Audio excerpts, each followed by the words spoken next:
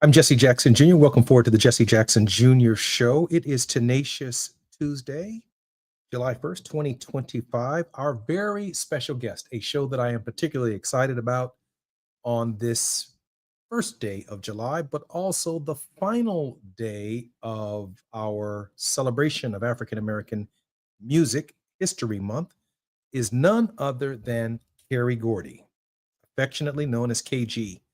KG was born in Detroit, Michigan, the same year that his father, Berry Gordy, started Motown Records. He grew up all around all of the major stars, such as Diana Ross, Stevie Wonder, Smokey Robinson, Marvin Gaye, and Michael Jackson. He started in the mailroom at Motown and worked in every division from A&R to publishing and marketing to business affairs. While at Motown, he wrote and produced songs for The Temptations, The Four Tops, Billy Preston.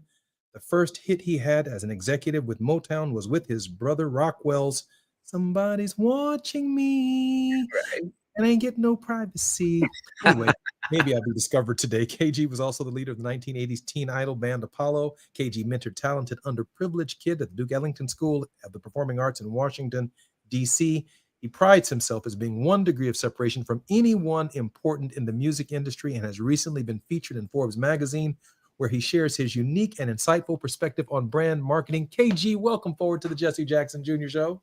What's happening, my brother? I love you. Man, I am so excited about you being here today, not only because of the upcoming projects that you stand behind, that you've executively produced, that you've directed, that you are in charge of, that you creatively are bringing forward, but because of your understanding of the stories behind the stories, the history of the soundtracks of our lives. I'm 60 years old, are so vested in what happened in the basement of your home, the people that you came into contact with. And I can't begin to tell you enough that when the music presents itself, when it comes on the music, when it shows up in streams, and when it shows up in various playlists, it it it captures the moments in our lives where we lived, where we expressed ourselves, the emotions, the feelings, the people we loved, the people we lost. KG, welcome forward to the Jesse Jackson Jr. Show. I'm so proud and happy to be here because of obviously you guys have been a part of our lives for the whole run, right? And so tangentially we've been together as brothers the whole time. So yeah, I'm very happy to be here. KG, we have about 2 minutes before we come forward, and we're going to after the break talk about some of the upcoming projects and why they are so important and so relevant. But in 2 minutes, let me ask you a difficult question. Emerging from the enormous light that has been cast on your life by your father, share with us some of those challenges. We have about 2 minutes. First of all, I'm an entrepreneur. I'll get right down to the bottom line. I'm an entrepreneur, and just like any other entrepreneur, when I do projects, I'm looking for money Mhm. to do those projects. And every investor has this thing, and they say, "Wait a minute, why are you coming to me? Your father has more money than we do, so why don't you just get the money from your father?" Okay, Mm, so that's the first thing. Obviously, I don't work with my father anymore, mhm, and I like it better that way because I don't like being one of the people that are on his payroll because mm, he treats you different if you're on his payroll as opposed to not being in his pocket or on his payroll. mm. Uh, so what happens is is that it's really funny. One guy I went to, very important guy in the business. He once said to me after he finished the meeting with me, he said, "Oh my gosh, you're great, and all of this time I thought you were the idiot son of a lucky mogul." Kerry, I know we're going to come forward in just a minute, but in 1995, when I decided to run for Congress, I mean, I finally left my dad's payroll. And I know Mhm. exactly what you're saying. I wanted to establish what I needed to do to represent people, and it was different than dad. Yep. And I spend my entire life trying to find a way to distinguish myself, not to leave my dad, but to distinguish myself because I too have a contribution to make. I'm Jesse Jackson Jr. When we come forward, our very special guest in this hour is none other than Kerry Gordy. I'm Jesse Jackson Jr. When we come forward.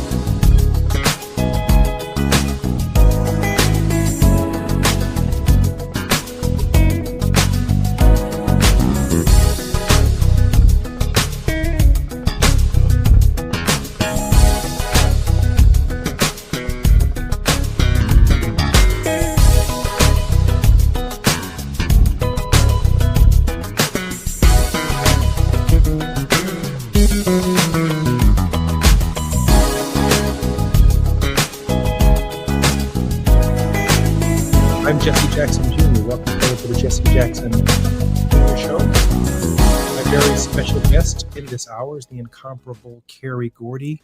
Carrie, welcome forward to our show. I'm so happy to be here. Carrie, we are, as you know, live on KBLA, and Tavis all week has been focusing on the history of Black music. Yep. It's been an amazing month of music artists every day that Tavis highlighted. And I can't think of a better way, beginning on July 1st, to really put a cap on an extraordinary month here at KBLA by having you on as our very special guest. You are working on an amazing project. Yeah. A cultural recovery mission, if you will. Share with us why Ed Sullivan. Okay, well, it's really interesting. When Sasha Jenkins came to me, now Sasha's the director, when he came to me and said, KG, I would love for you to help with this Ed Sullivan project. And Margot Special, who is Ed Sullivan's granddaughter, wanted to have me involved, and it was really interesting. We actually went to the same high school, Beverly Hills High, together. But anyway, when they came to me, I I was very intrigued because they wanted to do the Ed Sullivan thing, which I thought was great. My only thing is I wanted to make sure that if we did it, it was from a urban or Black perspective. And the reason for it being from a Black perspective is because I remember when I was a kid, I would rush home on Sunday nights to make sure that I was able to see Ed Sullivan, because Ed Sullivan was the only place that we got to see people that looked like us with humility and with honor and with respect. Because when Ed Sullivan put them on his television show, he treated them with respect. And so we got to first see the Jackson 5 and Diana Ross. I mean, from my generation, but even before my generation, your father and those people, my father got to see Satchmo and Sammy Davis Jr. and Cap Calloway and all of those people that were before us. Ed Sullivan invited Black people to a 30 to 50 million audience every week. And that was someplace that Black people got to see that, wait a minute, we can aspire to be more than what we were seeing on TV, which were maids and butlers and yes, sir, boss, and all of that kind of stuff, right? So I thought that I would like to do it. And of course, Sasha is the brainchild behind all of this stuff, right? I would like to do it from the perspective of what it really meant to the urban community, what it meant to the Black community to actually understand everything that Ed Sullivan had to go through, the Ku Klux Klan and losing sponsorships and everything, because he would touch a Black hand, or because he would put his arm around Joe Louis or shake his hand. It was unbelievable. And people need to know the story. Our children need to know this story. And the general population in general needs to know this story of the champion that Ed Sullivan was, and the angel.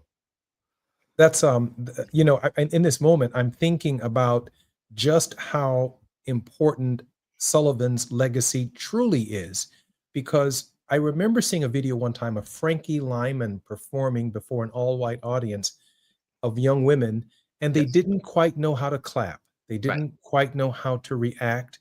They had heard Frankie Lyman's voice, but they did not know that he was African American, and they were shocked when he came out on stage and he was moving. But the idea that Ed Sullivan would touch an African American artist's hand, have a conversation with them, treat them with dignity, give them a hug. That's right. Build on that for us, because we're not just talking about a documentary that deals with music. We're talking about really the evolution of a culture and a statement that was made in our memories, in our minds, and our understandings also of how we overcame stereotypes. Well, it was crazy. Because you have to understand, at this time in history, the racial divide was thick. It was very thick. There were places that Black people didn't go in the United States. Black people couldn't live in certain places in the United States. White people in general didn't even understand that Black people didn't have tails. I mean, it was really incredible, right? And everything that they had been fed was to undermine Black people. I mean, even the first movie that was shown in the White House, was about the Black guy raping the white girl and blah blah. Just Birth of a Nation. Birth of a Nation, right? And so what happens is it was accepted that we were animals to a large portion of the United States. And when Ed Sullivan picked these people to be on his show against the network's best wishes, against the establishment's best wishes, against corporations' best interests, and actually had them on the show and then treated them like respectable people. And you got to see they weren't this y'all so boss kind of thing. They were intelligent people. They were articulate. They were clean cut. And they had to endure the ridiculous racism that was going on. And they had to smile and keep it in. They couldn't be militant about it because that's the thing that would have, gotten them ostracized. And they were also our first ambassadors. There Oh, are ambassadors to an America that did not see us as human beings. And I keep referring to these ambassadors because ambassadors carry themselves in a certain way. Here's a quote from Margot Special. She says, Sunday's Best tells the story of a shared moment in American television when one of the unlikely hosts created space for groundbreaking performances that meant radically different things to different people. For Black audiences, it was about being seen. that's For right. white audiences, it was about seeing a new way. The film captures the complexity, that tension, and that cultural shift that unfolded one Sunday night at a time. My That's right. grandmother, my great grandmother, rushed home to see the Ed Sullivan Show. That's amazing. That's And amazing. Kerry Gordy's bringing it to us along with an amazing group of people who are behind bringing forward and resurrecting, if you will, the life of Ed Sullivan and just how important and critical it was to the civil rights movement, the human rights movement in the United States. It was so critical and it was so important. And without Ed, I don't know if we would have ever broken that barrier. This is the first time that Black people or anybody got to see that we were not only were we humanized, but they got to see how ridiculously talented we really were. And how how ridiculous they looked, treating us like we weren't human beings and capable of sharing our cultural expressions with the world. Yeah. And Yep. so much of it came from this dynamic. And Dr. King, my dad, Ralph Abernathy, so many other people get credit for the civil rights movement. But from the Green Book to the Chitlin Circuit, these artists endured humiliation, they Yes. endured denigration, and Yes. yet every night they came out not with their jeans hanging down by their knees, not with a bunch of chains and rings and ostentatious language or foul language. They come out with the most pure sound. A Nat King Cole, That's right. Johnny Mathis, That's right. the Four Tops, That's right. the Temptations, Diana Ross and the Supremes, That's right. Sammy Davis Jr. They come out with Duke Ellington, That's right. Satchmo Armstrong. That's They right. come out as ambassadors of our race, and they are projecting themselves, carrying themselves in a way that says, we are here, we are Americans, and we are here to stay. I don't know if you saw the movie Sinners, Carrie. No, I did not. Carrie, there's an amazing scene, the Juke Joint, where our cultural expression all comes together. And I'll save Uh-huh. that for another show that we do. But our cultural expression comes together not only in the present at that moment of the movie, but it also comes, it brings and draws in the cultural expressions from around the world, which is nothing short of amazing. Carrie, share with us some of the other projects you're working on. Oh my gosh. I am let's call it the Robin Hood of the music side of the entertainment business. What I do is I terminate contracts and grants that people assigned away their rights early in their careers before they had the leverage to make the best deals for themselves. So I Mm, either get them paid commensurate to somewhat of what they deserve, or I get their copyrights back. Where mm. now they have the ability to make a reasonable deal for themselves, as opposed to those onerous contracts that they got into when they originally signed. So I've done some great deals for Norman Whitfield and Valerie Simpson and Smokey Robinson and even white artists like Todd Rundgren and Juice Newton. We're doing something with Helen Reddy right now. So it's something that I believe in. It's a calling because I think that artists need to be respected for who they are. I actually at one point I managed Rick James, Mm, right? mm, mm, mm. And at another point, I actually ran Paisley Park, which was Prince's company. Mm. So we kind of we were kind of the harbinger of artist advocacy as it related to what artists deserve. And if you recall, Prince went through this whole thing where he felt like he was a slave because he couldn't put out music when he wanted to put out music. He wanted to put out music when he finished it, and the company would say, wait a minute, it's not going to be an event if you keep putting out music all the time. He said, listen, I wrote it, I finished it, I want it out. Right. Mm, And so mm. when they wouldn't let him put it out, that's when he went through this whole slave thing and just said, you know what, man, I'm changing my name. I'm doing this, and I'm not Prince any longer. I'm, the symbol. Right. So anyway, I do that. With my Kerry Gordy and Associates Inc. company.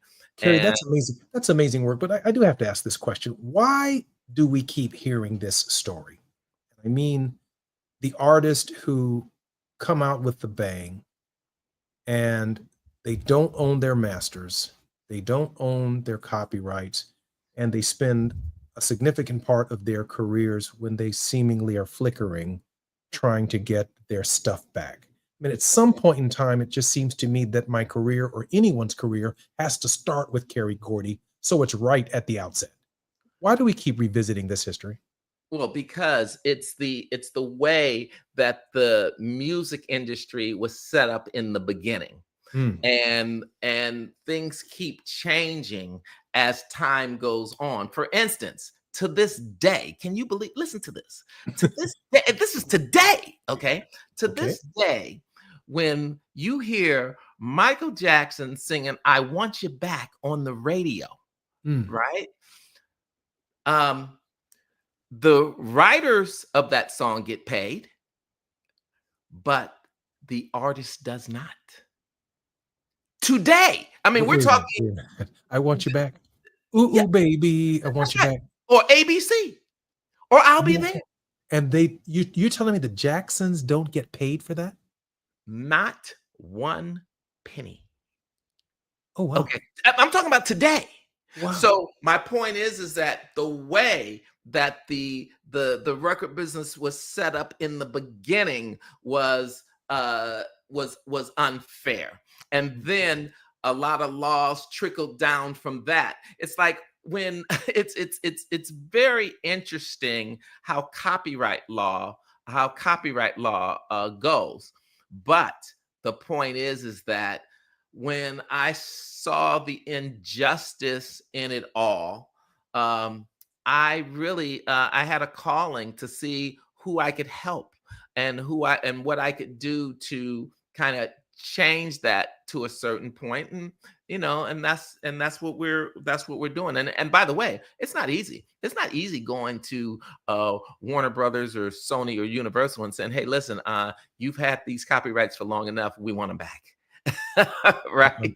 Amazing. That's a godsend for everyone that comes into contact with you. I'm Jesse Jackson Jr. Listening to the Jesse Jackson Jr. Show. When we come forward, more with Kerry Gordy.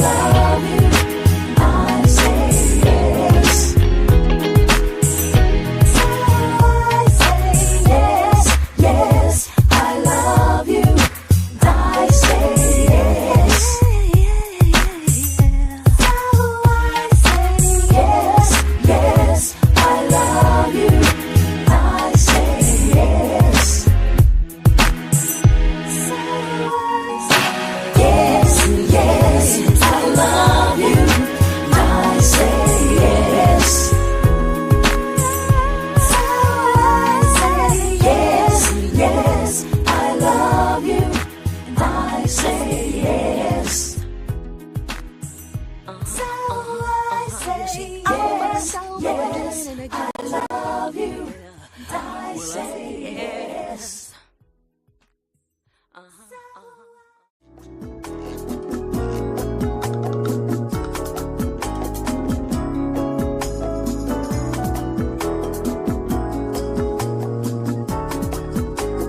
Stop in the middle of my day to lift my voice and give you praise. Thank you for every breath I take. Stop and praise. Pray and wait patiently. You give me everything that I need. All I gotta do every day is stop and praise. I am truly amazed by you. Clouds and blue skies, flowers in every hue. If rain falls and birds fly and fish swim the sea, why do I spend my time worrying about me? Stop in the middle of my day to lift my voice and give you praise. Thank you for every breath I take. Stop and praise. Pray and wait patiently. You give me everything that I need. All I gotta do every day is stop and praise.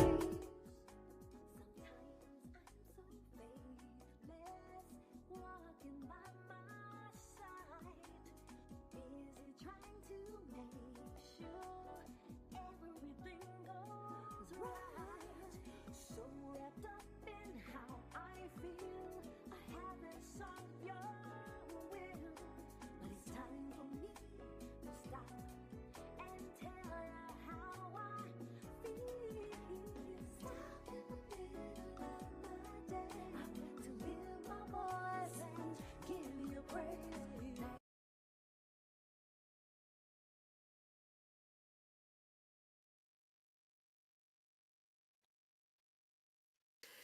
I'm Jesse Jackson Jr. Welcome forward to the Jesse Jackson Jr. Show, where my very special guest in this hour has been none other than the incomparable Carrie Gordy. Carrie, welcome forward on the Jesse Jackson Jr. Show.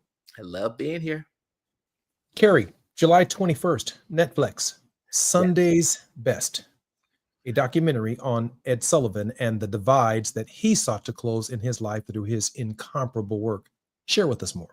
Well, first of all, if you're going to get something on TV, the 800-pound gorilla in the room is Netflix. So the fact of the matter is we were very excited when Netflix decided to pick us up to actually debut us on the 21st of July, which is coming up pretty quick, right?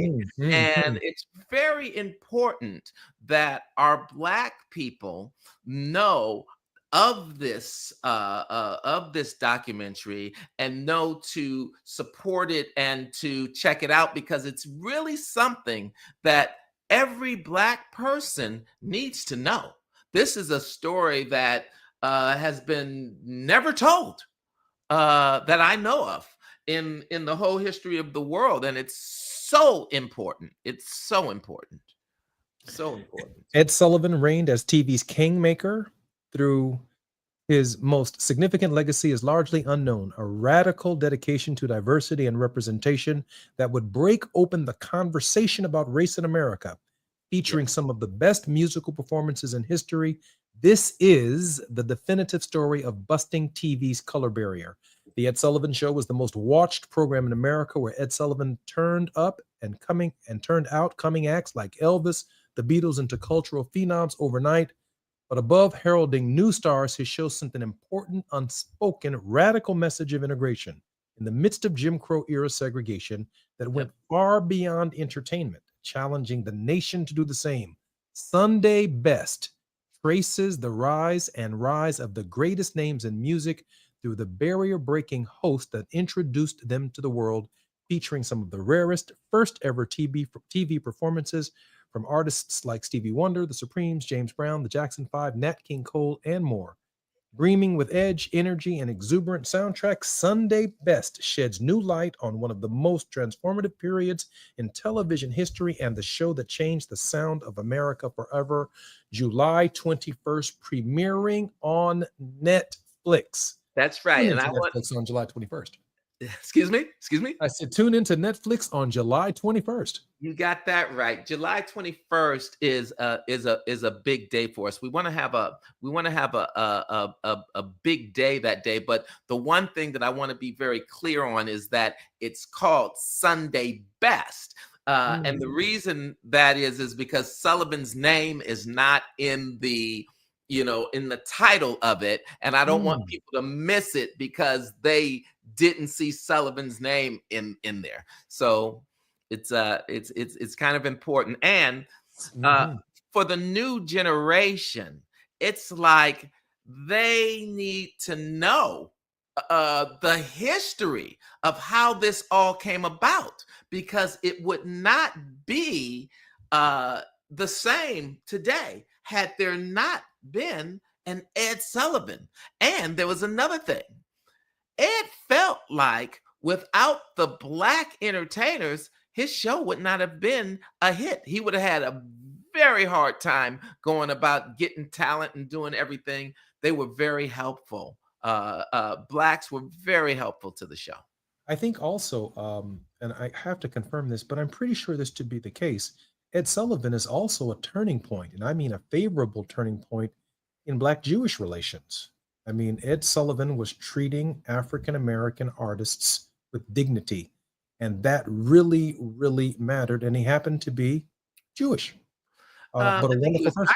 I think he was Irish. I thought he was. I thought he was Jewish. Yeah. No, he was Irish. He was an Okay. Irish. Okay, well, it doesn't matter. It doesn't matter. But I know that there are others who also broke the color barriers, who may or may not have been of a different racial or theological persuasion.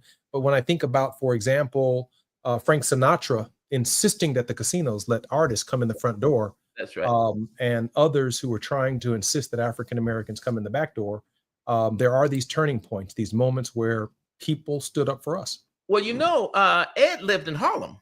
Okay. And he got to see everything that was happening on 125th Street. And he got to see the incredible talent. But here's the thing. He was an Irish immigrant. I believe it was Irish. And the Irish were, when they came to the country, they were looked at as the underdog, and they were looked at as lazy and all of this kind of stuff. And he hated that stereotype. And when he saw that same stereotype being put on people of color, he did not go for it. So that was part of his internal feelings and thought processes that made him say, listen, I'm going to treat everybody, whether they're Black, whether they're Jewish, whether they're Irish, whether they're immigrant, whether they're Mexican, if they're talented, that is my criteria. Well, definitely a turning point in Black-Irish relations. Today's Best is the name of the show.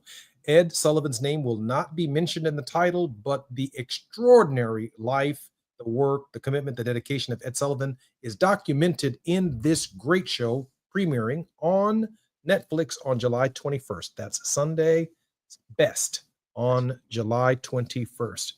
Carrie, any other projects that you're working on? Oh, we're doing quite a few projects. We have a couple of I have an AI twin that I've put together that is amazing, and we will give students the ability to ask any question as it relates to the music side of the entertainment business. Wow. And be able to get the correct answer from my perspective of everything that I've seen. And, I've had the opportunity I've had a unique opportunity. I have to tell you, my life has been amazing, almost an embarrassment of riches. It's been amazing. I've had a chance to obviously befriend Michael Jackson and James Brown and Aretha Franklin. people that weren't even at Motown, and of course, produced the Temptations and the Four Tops, and managed Rick James, and run Prince's company, and run the urban division of Warner Brothers. I mean, my life has been so incredibly fortunate, and the universe put, bless my life from the beginning. I came home from the hospital to that house that everybody knows is Hitsville in Detroit.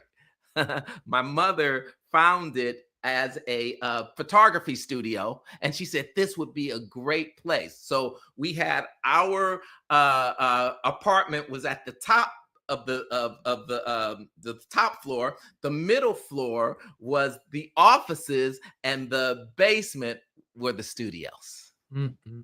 So I got to see everybody come in nothing, as nothing, as nobody, and walk out 5-10 years later as the biggest stars in the world. So the conveyor belt that my father put in, with the, you're starting with the A&R, going through the marketing, through the finance, through the business affairs, through the sales, distribution, and collections. He put that foundation together for everybody. So what they had to do was focus on their talent. So I have to say, I've had a unique perspective, and it took me all the way into where I'm doing these movies, these documentaries. I did the Biz Markie documentary last year, and the year before that, I did the Rick James documentary. And both of them I've done with Sasha Jenkins, who is the director of the Ed Sullivan doc. And of course, this guy is just, he was just so amazing. And unfortunately, literally 2 weeks ago, he passed. He passed before even having a chance to see what, the outcome of what's going to happen through Netflix with his amazing Ed Sullivan documentary. I'm Jesse Jackson Jr., listening to the Jesse Jackson Jr. Show. When we come forward, more with Kerry Gordy.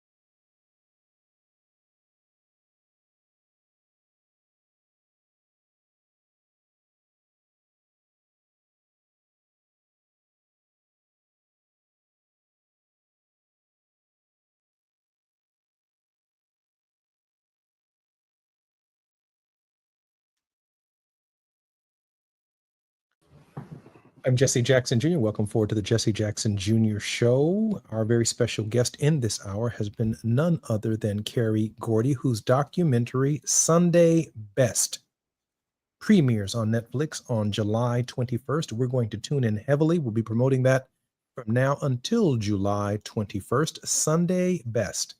We're going to be looking at the rise of the greatest names in music through the barrier-breaking hosts that introduced them to the world, featuring some of the rarest first ever TV performances of artists like Stevie Wonder, The Supremes, James Brown, the Jackson 5, Nat King Cole, and many, many more. Carrie, welcome forward to the Jesse Jackson Jr. Show. Happy to be here. Carrie, let me tell you something. As I think about the July 4ths, and I've lived through about 60 of them, Right. 60 years old, right? So much of the Ed Sullivan documentary and the music that it covers was the soundtrack of our lives. I mean, there's a new Yes. soundtrack for my children, but this is the soundtrack of our lives that you have been entrusted with. What does that feel like? Well, first of all, I feel absolutely privileged. It's really funny. I happen to feel like, Jesse, I feel like me and you literally lived in the best time in the world history to live. We started, where it was, there was segregation and the whole thing, and the world was, a little crazier, coming out of World War II and all of this kind of stuff.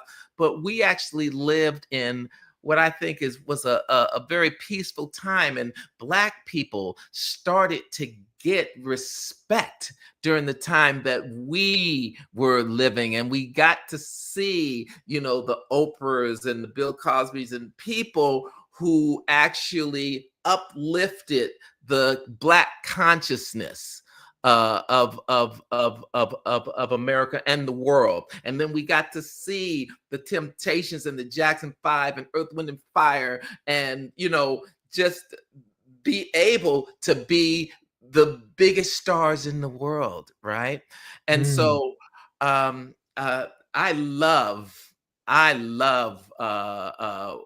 where we're at and what I've been entrusted to do with this, with this music. It's very important for the young people to know where it came from. Also, I also wanted to mention that I have a play here in Los Angeles that's been selling out crazy at the Kirk Douglas Theater called 44. And it's the story of Obama's administration told by Joe Biden's warped sense of what he remembers it as to be. So people think that it was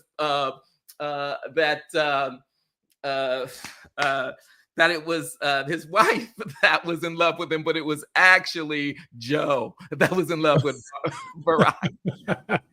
Tell us more about the play. So you're saying that 44 is at the Douglas Theater in Los Angeles? No, it's sold out, and it actually, out of the 21 years of the whole Kirk Douglas Theater, it's the #1 grossing show that's ever been there. It's going to be in Chicago soon.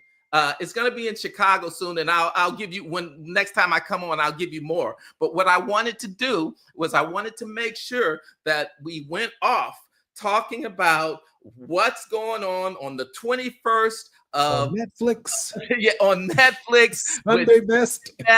And I just wanted to speak on how important this project is. And I wanted to also give it up to Sasha Jenkins, who poured his life into this. And this is an homage to him and to he and his legacy. Carrie, you've obviously seen the documentary and the film Yes. in ways that, Sasha obviously didn't. What are your expectations, and what do you think its lasting legacy and impact will be? We have about 4 minutes. What will be the impact of this film in the contemporary dialogue where we see so much rapid change that almost mocks our culture? Well, I don't know. I think that if the young people get an appreciation Mm, for where it came from, I think that will help with regard to how they think about the future, even the songs and the movies and the and things that they come up with. I think will be much more helpful to society. I mean, it's very important that they know where we came from, because I mean, they don't know what your father went through with the civil rights movement. You know, they don't know the stuff that my father, Barry Gordy, and Al Bell did to make sure that Push was funded, that Martin Luther King was funded. They don't know what these black entrepreneurs had to go through. They just think that we're here because we're here. We're here because of people like Ed Sullivan that actually said, you know what? I am going to give these people a chance. And I don't care that sponsors are dropping me. I don't care that the Ku Klux Klan is after me. I don't care that the network is threatening to pull my show. I don't care about that. This is what it needs to be. And I'm sticking with it because it's a principle. And that is what they really need to know. And they need to see the juxtaposition as to how it is today as to how it was 50, 60, 70 years ago, because mm, it was truly different. mm, mm. I find that I mean, I find that moving because so much of what we talk about here on our show is history and the importance of the history. And when I think about the various phases of our history, there is there is a soundtrack to our lives. And that music does matter because it reminds us of where we were. It's the therapy of how we as African Americans dealt with some of the challenges of our existential existence within the United States, and how we celebrated, how we spent time together, how we danced, how we sang, what came across at that time, AM and FM radio, the little boxes that we had, the little headphones that we wore. It was the buy that tied us all together, the music of our lives.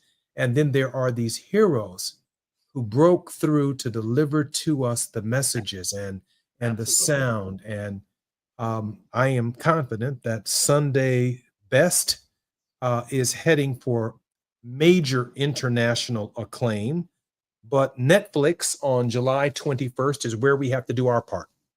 We That's have right. to tune in to Netflix and make this one of the grandest entrees of a Netflix documentary in the history of Netflix documentaries. To learn more about ourselves, to learn more about our people, to learn more about everything that we have accomplished in song. Kerry Gordy, thank you for being on the Jesse Jackson Jr. Show. And Delirio Films, Mass Appeal, Sofa, Sasha Jenkins, Raphael Marmar, and Margot Special, who is Ed Sullivan's granddaughter, will love you.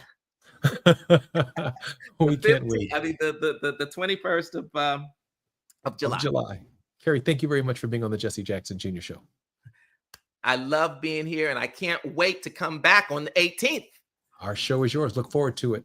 Okay, I You're will listening to you're listening to Tenacious Tuesdays on the Jesse Jackson Jr. Show. When we come forward, attorney Barbara Arnwine is going to help us dissect that big, beautiful bill on Capitol Hill. What's in it, what's out of it, and the ramifications for millions of people around the United States as these programs are cut. I'm Jesse Jackson Jr. When we come forward, we want to thank once again Kerry Gordy for joining us in the first hour.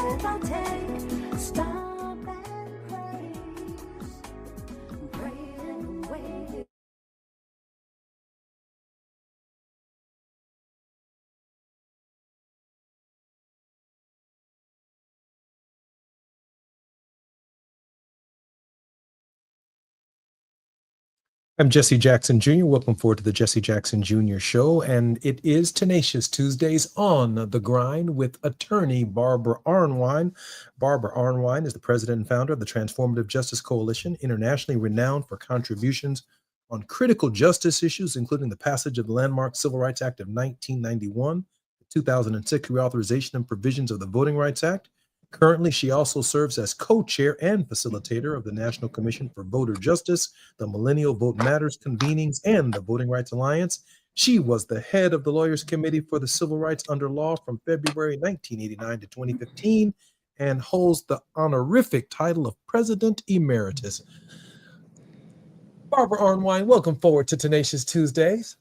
Thank you for having me. It's an honor to be here. Thank you. Barbara, we've got an amazing hour planned as we rely largely upon you to help us dissect this big, beautiful bill and what its consequences are. Now, we have about 5 minutes left in this segment. Of course, our larger segment is on the other side.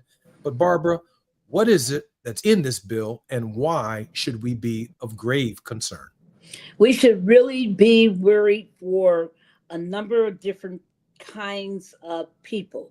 If you are on Medicaid, if you are in a rural community where you have a rural hospital, you should be very concerned.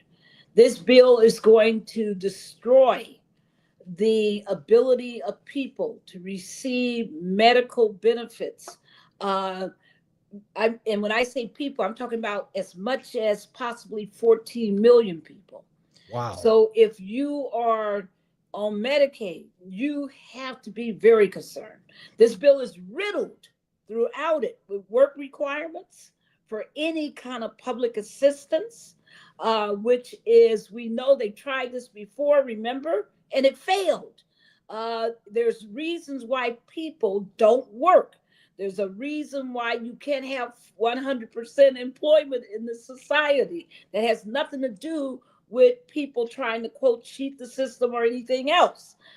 There's also really ugly cuts to SNAP, to food security.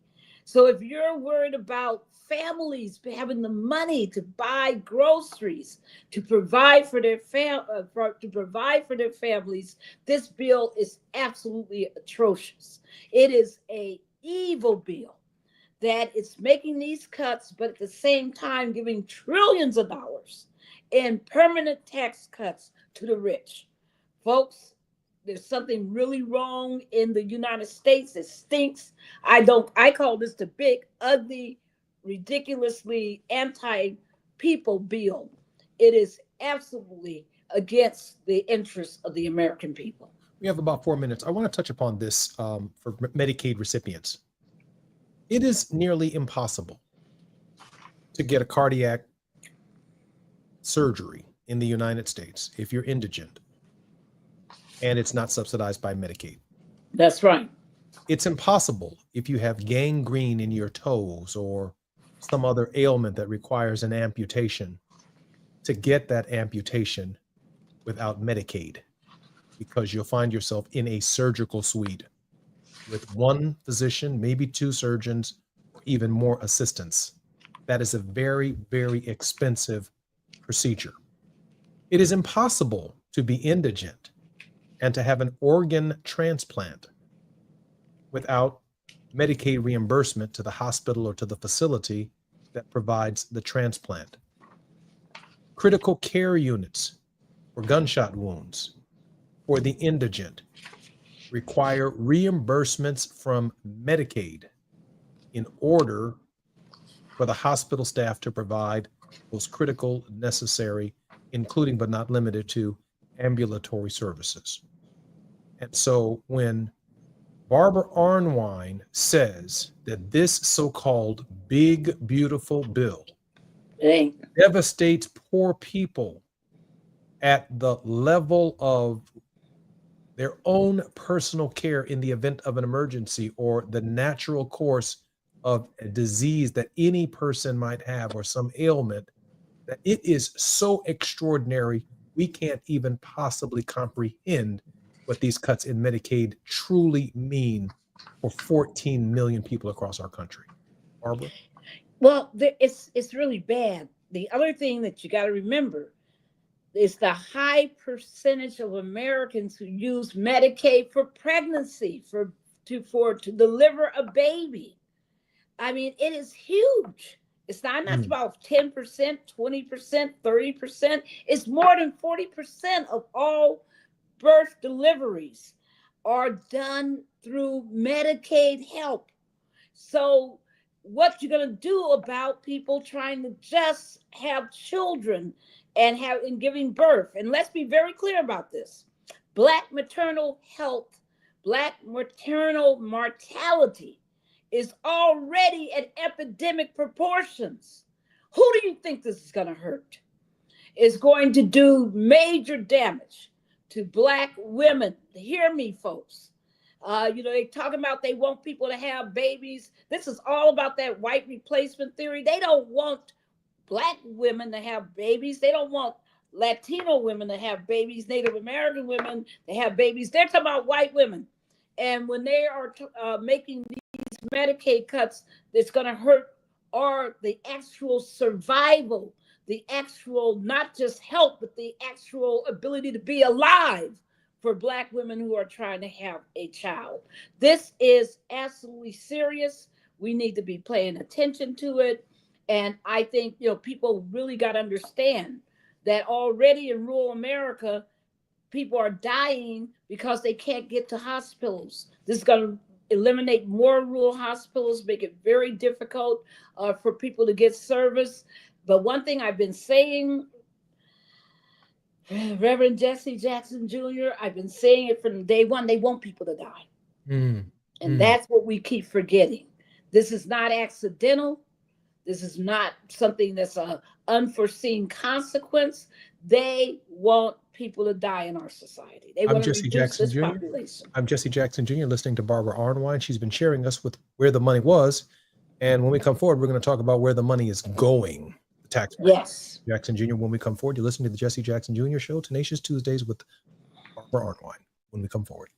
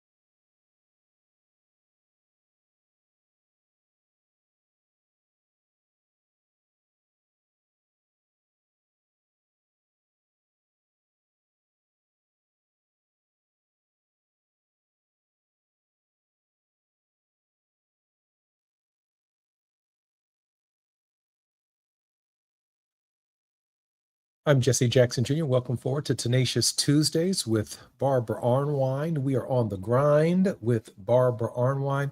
Barbara, I'm trying to figure out where this money is going. I mean, that's a rhetorical question. Why does Elon Musk, Jeff Bezos, or Mark Zuckerberg need any more money? And why is it coming at the expense of poor people's basic health benefits? Well, we saw some of that, right? I mean, right now, everybody knows as we're having this show that there's a big feud going on, quote, a big feud going on between Musk and Trump, where Musk is once again saying you're blowing the debt ceiling out of, proportion with all these tax, cuts and with all of these, well, they actually are mad. I mean, he's not our friend on this because he actually would like to see Medicaid and everything else cut more than what they've done. But what he is saying is that he wants to make sure that he's worried that this bill, didn't actually cut more programs. But they all are united in wanting more tax cuts for the rich. And so that's where the real problem is in this bill. Barbara, let me give you a chance to get a glass of water. I just want to say that while Barbara comes forward for in a moment, it should be striking to everyone within the sound of my voice that the government would call a bill that does not include all Americans something big and beautiful. You have to see this as a marketing campaign. You have to see this as Donald Trump, who titled the bill, the Big Beautiful Bill, as a master salesman to have people voting against and supporting against their own interests. So when you see someone with a MAGA hat on who doesn't realize they've just lost Medicaid, or that their Medicare has been slashed, or that their benefits or the Social Security system that they paid into are profoundly compromised by fewer and fewer people working and paying into the Social Security system. When you think about the advent of artificial intelligence and its impact on replacing people within the workforce, we have to ask ourselves the question whether or not on this July 4th, government of, for, and by the people is perishing from the face of the earth. This is not government of, for, and by an elite few. It is not government of, for, and by billionaires, an elite few. It's not government of, for, and by robots or artificial intelligence, non-citizens, non-persons, and non-human beings. One of the ways in which the United States was able to work its way out of the Great Depression was the Works Progress Administration. The government of the United States found a way to put Americans to work cleaning, rebuilding, strengthening, based upon their education levels, the entire society. They found jobs that needed manual labor, that needed to be accomplished by the American people, so that these men and women could work with dignity and take food home, health care home, some basic level of subsistence home to their families. And basically, we're looking now at the complete reversal of the idea that there is a floor beneath which no American can fall. Barbara, your thoughts on how, against the trends of the last 60 or 70 years of American history, we are looking at a completely new, different direction and the reworking of the federal government itself against the people? Well, thank you for that question, because one thing that my co-leader of the Transformative Justice Coalition, Daryl Jones, liked to say is that in the 1960s, they declared war on poverty. in the 2000 in this 21st century, this Congress is declaring war on poor people. So it's a total reversal of thought. One point I was going to make earlier before I had, my throat, acting up because, it's pollen, folks. But one thing that I wanted to point out is this obsession with the rich for not only the fact that people can line their pockets, but did you notice when that dispute between Trump and Musk, what was the biggest part of contention of that dispute? Musk saying, I'm going to primary people. I'm going to use my money to unelect people, to elect the people I want. And I'm going to use that money most immediately to oppose a favored candidate of Trump. And so this is people, this is the problem with our allowing money in elections. When you have, this dark money, you have all of these billionaires being able to buy politics, be able to buy politicians, buy elected officials. This is the problem with money in government. That's what you're seeing. When you watch this feud right now between Musk and Trump, it's over the richest man in the world saying, I'm going to, use my money to stop anybody who I don't want to be elected, and I'm going to dictate who will be elected. And Trump saying, well, wait a darn minute. You can't oppose my people. And guess what? If you do, what did he say on Truth Social, folks? Did you guys catch it? What did he say to Musk? He said, if you do, I will take away all of your federal subsidies. That's what he said. He sure did. Folks, it always comes down to team money. Who's on team money? But team money sometimes can disagree as to who should be the beneficiary of the money. And right now, Musk is pissed off because he doesn't like the fact that this bill didn't hurt people enough. It's not like he's trying to save people and be a champion of the average man. He's mad because they didn't cut enough. And so what he's doing is saying, I'm going to punish all these people who voted in a way that I don't like. And Trump saying, no, this is my bill. What you mean? This is what I wanted. How dare you oppose my bill? So I think, we got to pay attention to this, because what's missing in this whole debate, what's missing throughout this entire consideration of this bill is what is in the best interest of the American people. Have you heard that talked about? Not much at all. Barbara, let me ask you this question. Could we be looking at the closing not only of rural healthcare facilities, but also healthcare facilities in Black communities and poor communities, regardless of their color, Hispanic serving communities, poor white clinics in rural communities that service trailer parks and very rural areas? Could we be looking at the closing of these facilities? Absolutely. And there have been there's been a trend line of closure of rural hospitals over the last, decades. People, you got to understand, and I keep saying this, if you haven't read the philosophy of Curtis Yarvin, who is the philosopher and guru for J.D. Vance, Peter Thiel, Elon Musk, and Steve Bannon, if you haven't read his philosophy, he honestly believes that a whole lot of people are genetically inferior and should not be walking this earth. And unlike Steve Bannon, who's a straight up white supremacist, these others are white supremacists, but they also believe that some white people are inferior. And that if you're poor, it's an indication of your inferiority, period, of any race. So people are missing that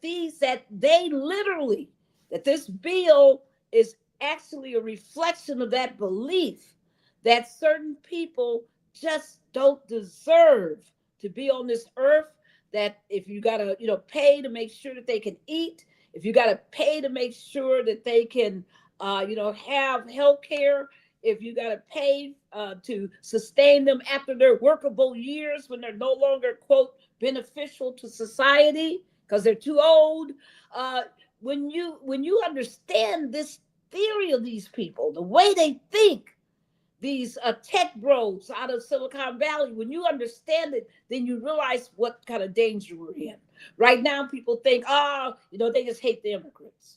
Right now, people think, they really do hate those black folks, but we're not going to talk about that.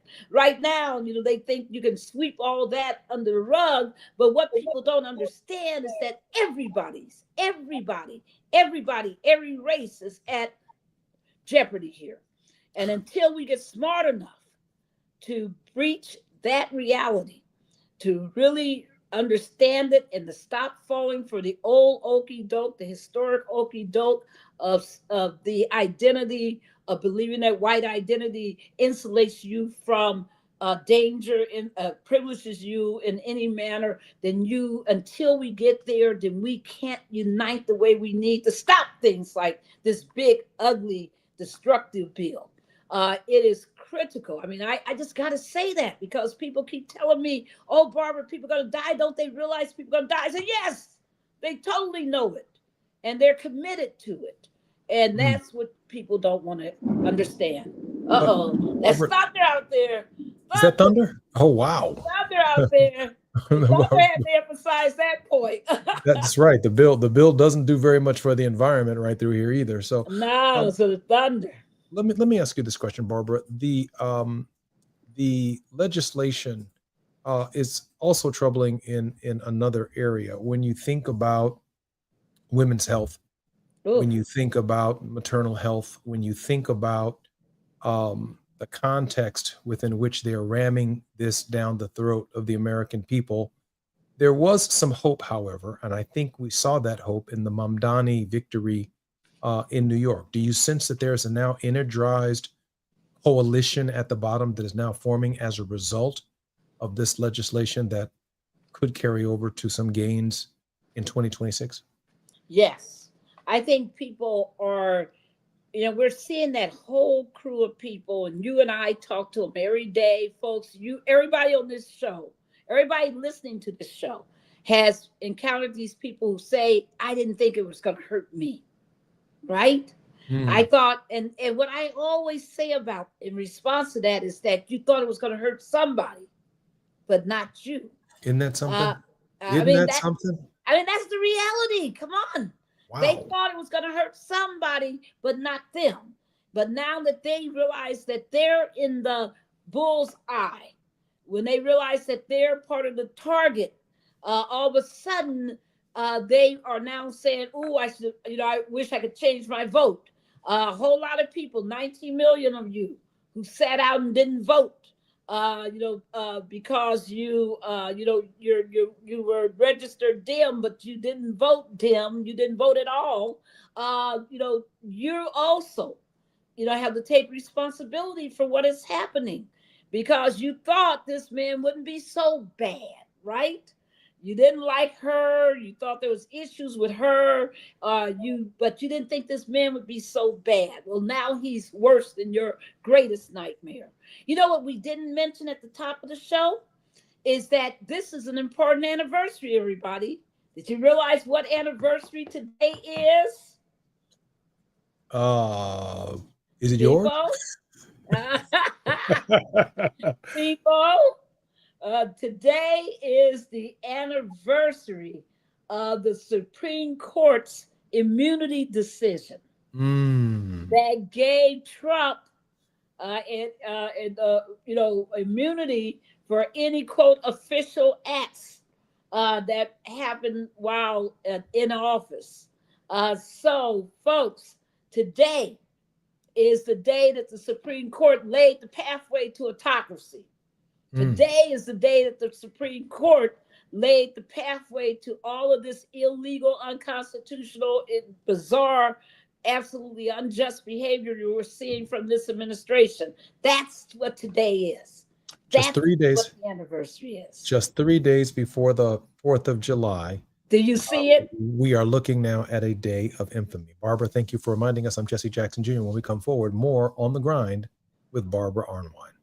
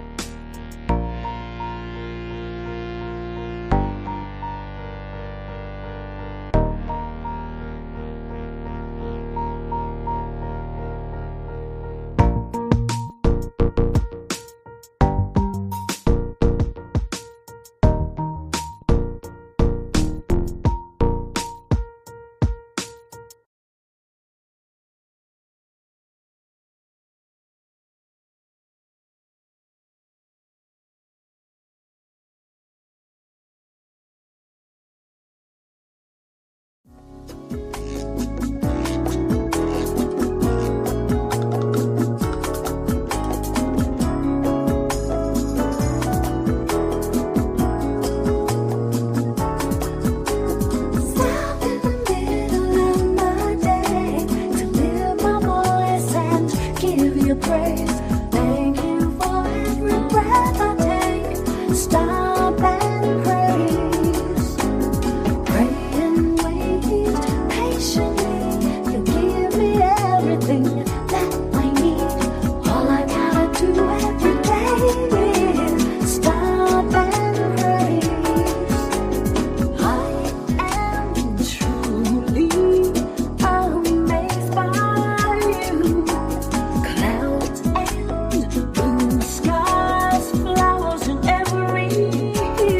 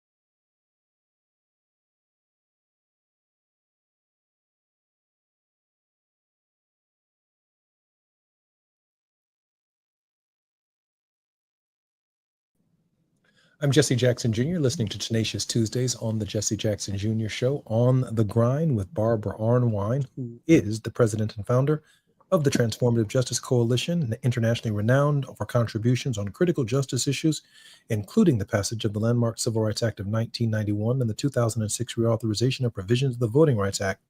Ms. Arnwine launched Igniting Change with Barbara Arnwine in March 2015 on Radio 1's WOL 1450 AM. The hour-long show, which airs on Tuesdays from 12 to 1 p.m. EST, provides provocative and empowering information and discussion designed to ignite change and inspire action in achieving racial justice, social justice, and equality. And on Tuesday afternoons, she is with me. Barbara, I'm looking forward to the Jesse Jackson Jr. Show. She is the busiest woman in radio. Well, thank you for having me on. People have been writing me during Oh, this fantastic. break about our fantastic. show. Oh, fantastic. And they have Barbara, questions for us. let me ask believe you. it or not. You said they have questions for us? Yes. Oh, go right ahead. One of the questions that I saw was they want to know, what can people do? They're, the people who know that they're on Medicaid, who are sitting there knowing that they depend on SNAP. They're saying, what can people do? How do we help them to make sure they don't suffer so badly? And I'm sure people writing, they have an interest in this. I've gotten calls from people who are concerned about TANF, transitional assistance for needy families. I mean, this is so devastating. It's without a staff or without an office, it's impossible to answer every question. But Barbara, what can we do? What can we do? I was just sitting here thinking about it, one thing I hope everybody is prepared to do. Now, this is the minimal thing you can do, is say, take your hand, go to whatever calendar you have, and mark your next opportunity to vote. For those of you in Virginia, those of you in New Jersey, you get to vote this November for your state legislators, because the states are going to have to decide what they can do in light of these cuts. Some of these cuts were because states wanted them. Some of these cuts are because your legislators wanted them. It's time for you to make sure that you note on your calendar that big old November 4th that you're going to vote, this year. That if you sat down and you didn't vote in 2024, it's okay. Vote now. If you voted, in a way now that you regret, vote now, because it's the start. Next year is the midterms. The midterms is when you can get rid of this Congress that thinks that its duty is to the rich and not to the people, because there's nothing good. You know what I was just reading while we were on break is that we got to understand the reason why we have this Medicaid cut problem is because they want to give tax cuts to Medicaid. Get ready, folks. Not recipients, but providers. Those are the big companies, y'all. The big health industry companies. That's who they're trying to benefit by giving them cuts. That's and who, when you give cuts to providers, who do you hurt? You hurt the rural hospitals, because it's the taxes it's those shared taxes that help support them. So when you decide that your priority is not the hospitals, but your priority and the people, but your priority are the providers, that's where this whole thing comes from. So people, we got to be so clear that if they're not for us, then we can't be for them. You got to be clear every opportunity you can raise your voice to your senator, to your congressperson. You got to tell them, do your job on behalf of the people. If you can't, you're out. You got to do that. I mean, you can't just be silent. You can't be acquiescent. You can't say, well, it's a done deal. It's all over. You got to fight and fight and fight. and make sure people know that there are consequences for the way they voted. There were 3 GOP members, folks, who voted against this big, ugly A bill. And what they said, there was one Rand Paul who voted because he can't believe that this debt ceiling, that nobody's paying attention to it, and that they're willing to blow it up. Then you had Senator Tillis of North Carolina and Senator Collins of Maine. Did I get that right? But Senator Collins, who basically said these cuts will hurt my people. That these Medicaid cuts, I can't pretend that they will not do damage and cause people to die. They said that on the floor of the Senate. I'm not just making this stuff up. They said it. And even Lisa Murkowski originally said that she would oppose it for the same reason. Why did she end up voting for it, folks? Why? Why do you think she voted for it? Because she got an exemption for her state. And I was reading her after comments after the vote. She was clear. She said, I had to vote for what I thought was in the best interest of my state, the people in my state, but I hate what it's going to do to the rest of the people. Come on. There's no profile in courage. Did you hear that? For that's awful. Did you hear that? That she's awful. admitting that she knows it's going to hurt other people. Now, maybe a profile in courage for the Republican from Mr. Tillis from North Carolina. But he also announced, as a result of his opposition to the bill, that he no longer wanted to be in the United States Senate, that he fears retribution from Donald Trump and the MAGA forces. That's also the case, right? Yes. So Murkowski is just not a profile in courage. It's horrible. It's a profile in greed and self-interest. And also, it's just like, one thing people, that we're taught is to be our brother's keepers. And what happens to the concept of citizenry? What happens to the concept of being there for each other? If in fact you're acting like you're in a zero-sum game, and that you got to steal from one to help the other, when that's not what the situation is. The reality is that you could just say no to this bill and stop the pain for everybody. But instead, you're willing to sell the other people in this country out so that you can say to your constituents, well, at least I protected you. Everybody in Alaska, hear me. Don't fall for it. Don't fall for it. Don't allow her and others to get away with this. You got to make yourself heard. What does voting do to make a difference? If you have the right Congress, we got a Senate that's very close. We got a House that's very close. If you have the right Congress, none of this would ever have happened. The president, you can have a Congress that's a one party and a president of another party. But the problem right now is that in the American system, our constitutional system is based on checks and balances.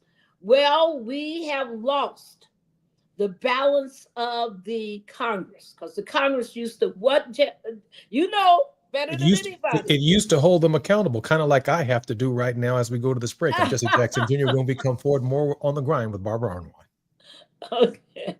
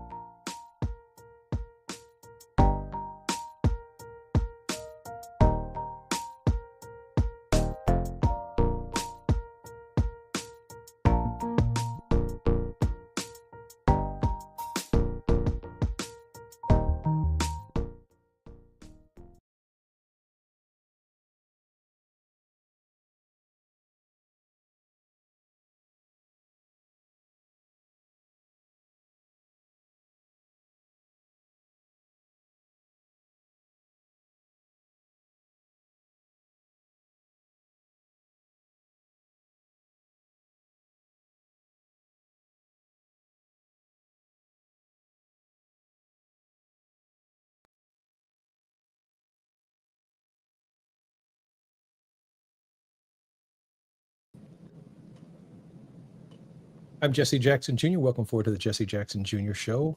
On this Tenacious Tuesday, our very special guest on the grind is Barbara Arnwine. Barbara, welcome forward to the Jesse Jackson Jr. Show. Very happy to be here. Barbara, let me close out this final segment of the show by getting some of your insights on the July 4th occasion. As you know, from July or August, if you will, of 1619, when 19 odd Africans arrived in Virginia, from that moment to July 4th, 1776, I count 156 July 4ths. Not that they had the same currency, because there was no Declaration of Independence until July 4th, 1776. But from that moment forward to the Emancipation Proclamation, I count 87 July 4ths where the nation was not living up to the true meaning of its creed. After all, African Americans were in slavery. And it would be 89 July 4ths, if we include Juneteenth in that African Americans remained in slavery, an even longer number, by about 6 months before the 13th Amendment is added to the Constitution of the United States.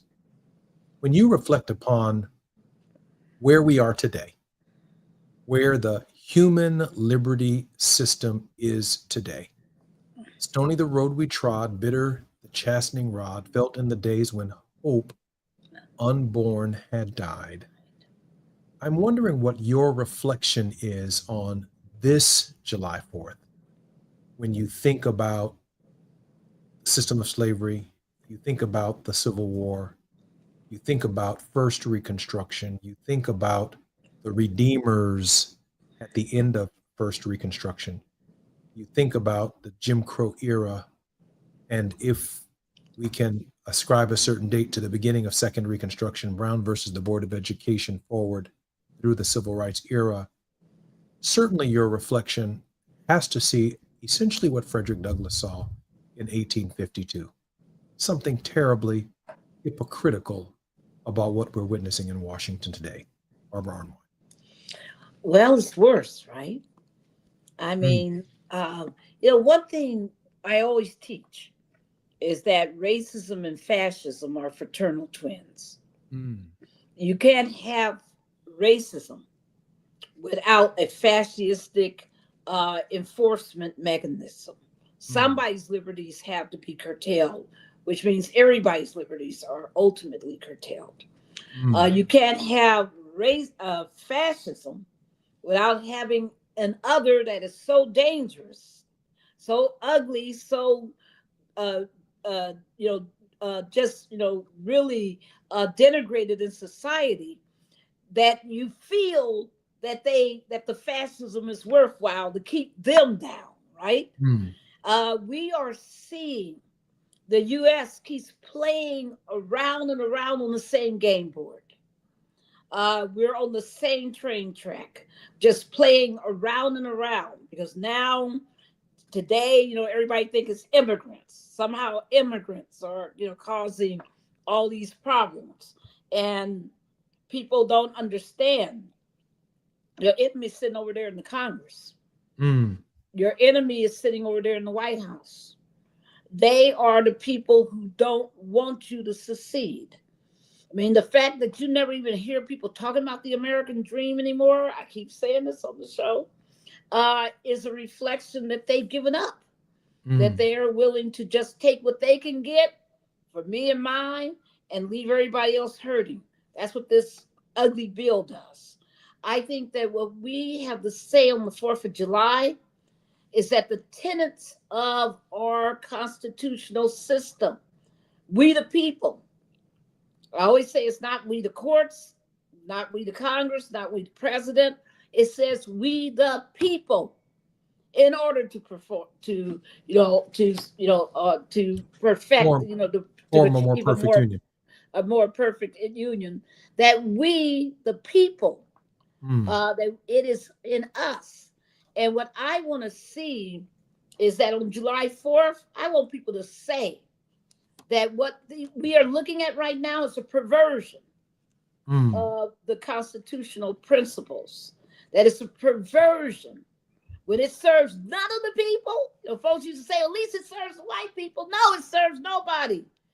And that's what we always warned you would happen.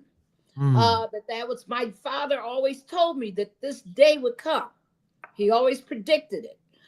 So this is the denouement of what happens when you fail to understand that you got to protect all the people so that everybody can have rights.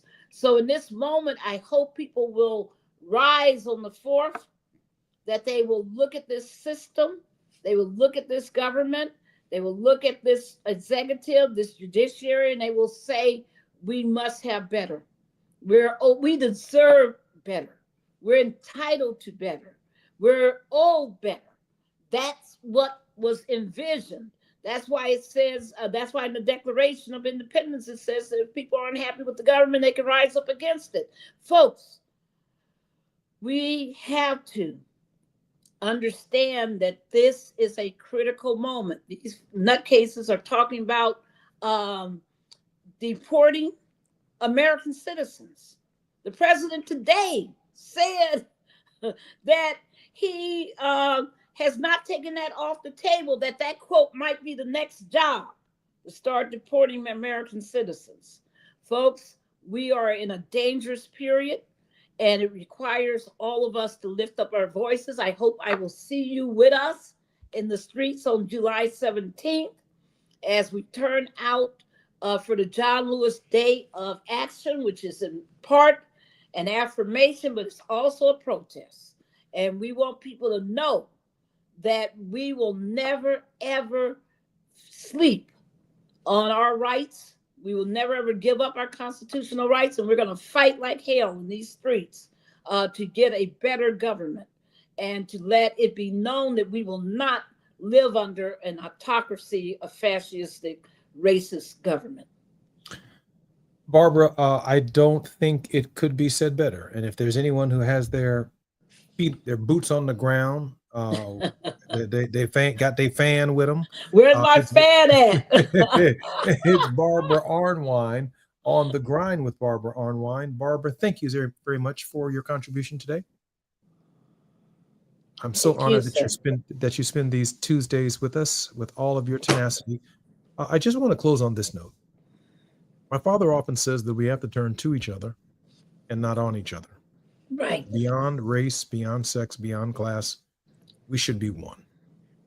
He also used to refer to this kind of syndrome that's taking place in American politics as the Al Jolson syndrome.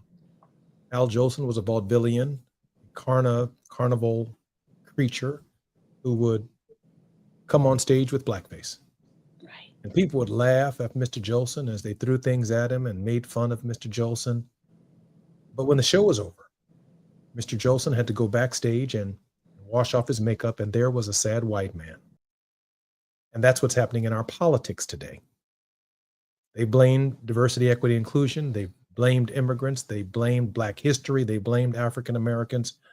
But when this big bad bill becomes part of the law, Al Jolson has to go backstage in the green room and he has to wash his face.